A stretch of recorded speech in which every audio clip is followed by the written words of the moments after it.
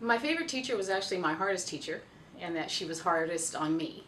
And I was in the 6th grade, and she was actually my first teacher of color that I had, and she was a woman, and her name was Mrs. Manis. She has since passed away.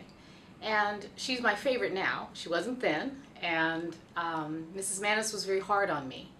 And I learned later that she was hard on me because she knew I could do better, and she knew that I needed to do better in order to arrive to be the African American woman that would eventually enter the world in the workplace. And so she taught me that I needed to dig deep and run faster in order to have some equal opportunities. And so from that experience, she left a very indelible impression on me. And from that, I have learned to sort of use that same, maybe not approach, but definitely the approach of investing in other people, because I know that they can do better, and I have a vested interest in helping them to do that.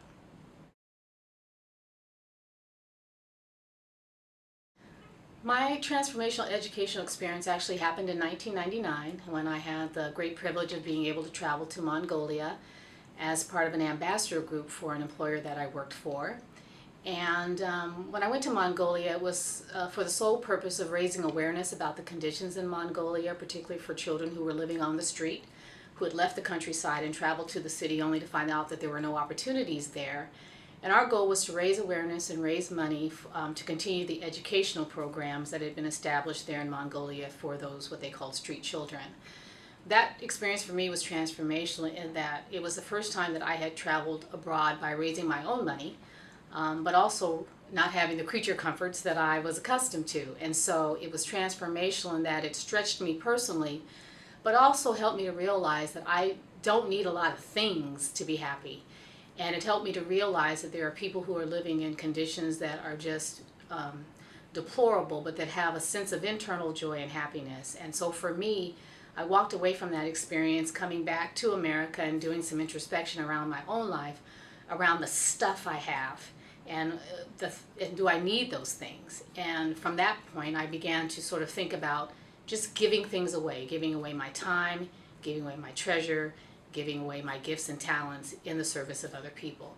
So it really was an empowering experience for me. I don't have it down always, but I do try to be reminded of just that very thing.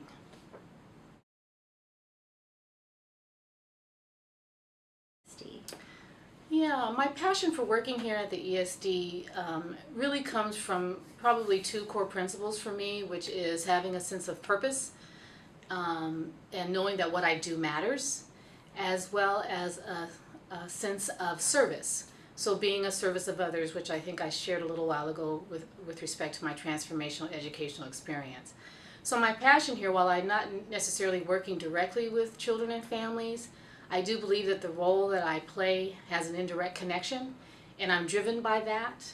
It's about investing in the lives of children, and the time that I give and the opportunities that I have to engage with staff that have that direct connection or indirect connection feeds my sense of purpose and feeds my sense that what I do matters. And so to be a part of something so incredible with respect to investing in the lives of children and creating greater opportunities for families is worthwhile for me, and it's what energizes me each day.